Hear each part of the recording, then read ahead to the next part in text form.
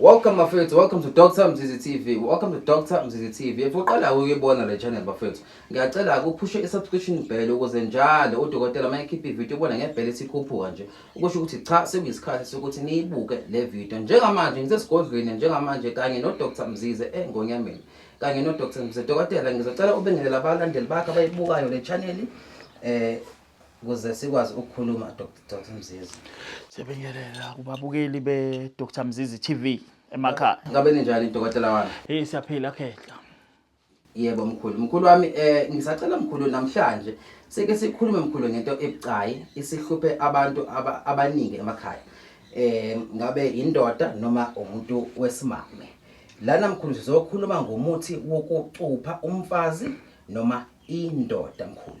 Ngisacela mkhulu sike sithi ukunaba ke ngalesi sihloko mkhulu sithi ukukhuluma mkhulu ukuthi lana umuntu ungamsiza kanjani obani abafanelwe ulo muthi wokucupha umfazi noma indoda kusuke sekwenze kanjani dokotela Mzizi ngisacela ungilandise mkhulu wami. Yebo khehla lami namhlanje sokhuluma ngento eseyibahluphe kakhulu ababukeli emakhaya yokufetshelwa abafazi mama nabo bakhala kakhulu befetshelwa amadoda. Yebo khehla induku yokucupha le. Yes mkhulu wami ngisacela sike singeneke mkhulu ukuthi lana mkhulu nakho mkhulu ngiyabona ukuthi umfazi uyangifebela mkhulu noma nakho ngiyabona ukuthi umyeni wami useyangifebela.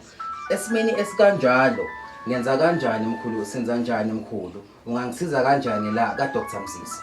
Yebo khehla lami ikhona induku esinawo khehla la. Yes mkhulu. Yokucupha umuntu wakho mesubona ukuthi uyakufebela. Kodwa le nduku ikwazi ukukusiza meswazi ukuthi awusenandaba naye ngeke usaphinde ubuyele kuyena. Ukuthi ngeke usabuyela kuyena ukuthi ngeke usaqhubeka naye uthandane naye. Kodwa wena uthola ukuthi sombonile ukuthi uyakufebela. Sekhona enye indoda entsha emsanganisile mhlawumbe indoda sekhona enye intombi entsha emsanganisile. Wena ubusamkhombisa manje uzohonqisa ubuthongo uzizelisa uzenza isilimo. Untshontshe noma yisikhindi sakhe sangaphasi esinensila yakhe. Ngabe into udokotela ayidingayo isikhindi sangaphansi noma mhlawumbe ngivumelekile ukuthi nami ngithathe iskipa noma isigqoko. Kufuneka isikhindi sangaphasi khehla la esinensila zakhe umuntu. Uma wakhiwa le nduku khehla. Sithola inkukhu. Inkukhu esizulu noma yembalo njani noma ebovu noma emnyama. Le nkukhu ube nezigumbo oyivalela kulona uyiqamba igama lakhe lo muntu lo. Kunensiza esikunika yona khehla.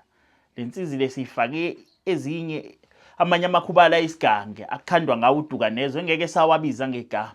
Lento siyifake isicholo yasazi le nyoni ekuthiwa impangele. Le nyoni ekuthiwa impangele inesicholo so sicholo lesi isona esifakwayo emakhubalweni makuthiwa wakhuduka nezwe. Yabona mase kuthiwa ngithatha lesa sicholo ngiyasikhipha kahle sempangele sikhipha nesikhumba sakhona lesi. Ngikuzume ebusuku ngikucabe ngayo uhlanga ngigcobe ekhanda ungaphambanela ikhanda ulahleke ungaziwa nokuthi washunaphi kini. Kodwa angiqondile ukuthakathisa abantu la khehla. Lento ke khehla lami sikhande ngaleyo nto khehla. Lento uthatha sona lesikhindi sakhe sangaphasi lo muntu. Usishise sibe insizi. Usifake la kule insizi lesi. Le nkukhu uyishutheke yona la ngemuva iqamba uthi wena kusukela namhlanje usibanibani.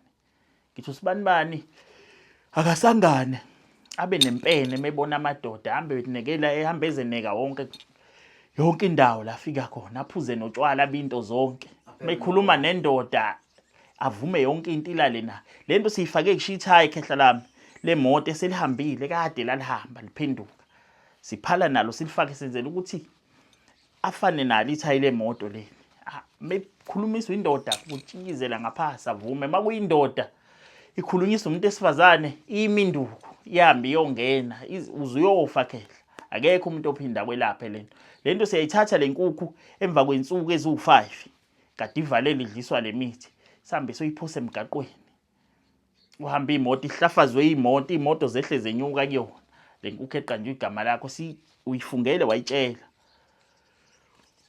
wathi wena usibanibani wakabani njengoba manje siyokubeka lapha yasibanibani ufuna ukuthi ube nempene ungatholi ukuphumula uhamba uzeneka kona wonke amadoda emhlabeni wonke uzuyofa ushe endaweni zokuphuzelwa la kuphuzwa khona kulalwe nawe emva kwezindlu so ekumfazi osuke ehlukumezileke khehla lami lo umenza njalo yena amadoda akafike la ekhaya ethi indoda umfazi wami uqomile manje uyangidivoza, umshado wethu uhlanganisa amafa, ufuna ukuthatha zonke izinto zami. Yes, Nendoda ngokunjalo ke kufika umama lathi ubaba uyangidivoza manje. Ufuna ukudla zonke izinto zami, uyangibulala, ungithengela izigebengu. Siyikhipha leyo nduku ke khehla kulozo zimo enjalo ngoba into ezihluke esibi kakhulu. Awubusaphinde ulungelwe yilutho khehla lapha.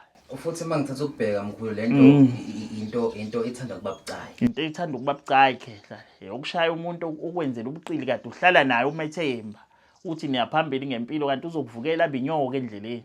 Kushaya umuntu onjalo khehla ngaleyo nduku asifuna ukukhuluma kakhulu. Sicela ukuyimisa sishiye endleleni khehla. Manje mkhulu ake ngithi mkhulu nakho mkhulu sengibona ukuthi uyangifebela mkhulu.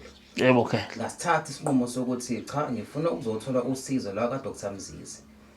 Ngabe mkhulu kumele ngibe nesiqiniseko ukuthi mhla ngasithatha lesinqumo ukuthi ngizofuna ukuzoyilanda le nduku kumele ngenze sure ukuthi angisabuyeli lapha emuva. Yebo khehla lami le nduku siyikhipha kulabantu othothi umngakho ukuvela wakuvukela njengenyoka. Yabona lento ngeke isalungiseke.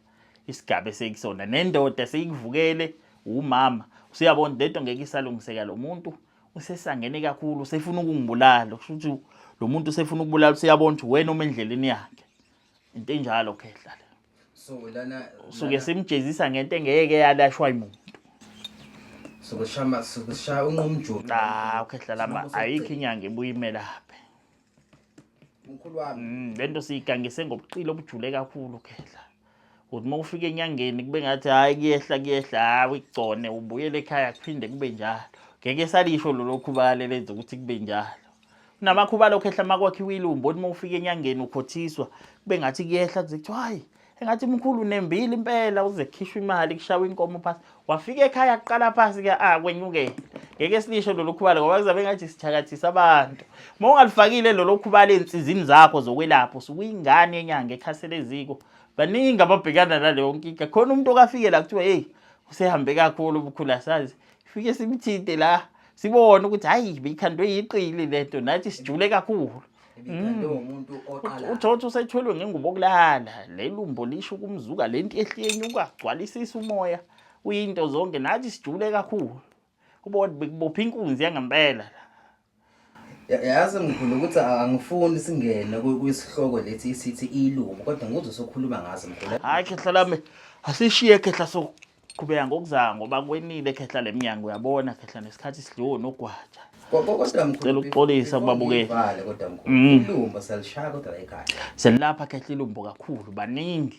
Yes. Engawaletha mina abazothula ubufakazi othi bese behambe bazibaba abafishane ngifike ngimthinte. Lithinteke. Mkhulu uthi mase sibuya mkhulu uzokwazi ukuthi ukusichazela ngoba phela amalumba ahlukene. Kunjalo khehla la. Mhlawumbe mkhulu uzokwazi ukusichazela ukuthi la kwa Dr Mzizi la ekhaya iliphi ilumbo olaphayo, iliphi ilumbo umkhulu alixoshayo noma alikhipha emzimbeni womuntu ukuthi usithathe isikhathi singakanani. Kunjalo khehla la. Mkhulu ngicela sivalelise mkhulu siyazi le video ibimfishane kodwa isikhathi sesidliwe nogwaja mkhulu. Ngicela uvalelise kubalandeli bakhe ba Dr Mzizi TV abakubukayo njengamanje emakhaya mkhulu. Yebo khehla la manje sicela ukuvalelisa babukele emakhaya. Thokoza khehla. Yebo thokoza mkhulu. Ngiphinde ngimkhumbuza bafowethu ukuthi iTikTok ya Dr Mzizi i-comment section ivaliwe. I-comment section ivaliwe. Ngicela nisende ama message straight ukuze siniphendule uma ukuthi mhlambe kunento enifuna ukuyisho kuDokotela noma kunento enifuna ukuyibuza kuDokotela uma ukuthi mhlambe aninayo airtime yokumfonela. Ngiyabonga bafethu, please do push the subscribe button, ni comment nisho ukuthi nifuna uDokotela simbuze ini ngoba akuyona yakhe le channel kodwa eyena bafethu. Ngiyacela ke ni subscribe ni share bafethu. Niphinde ningene ku TikTok nizobona ama video a Dr Mzizi TV. Ngiyabonga bafethu. Thokoza khehla. Thokoza.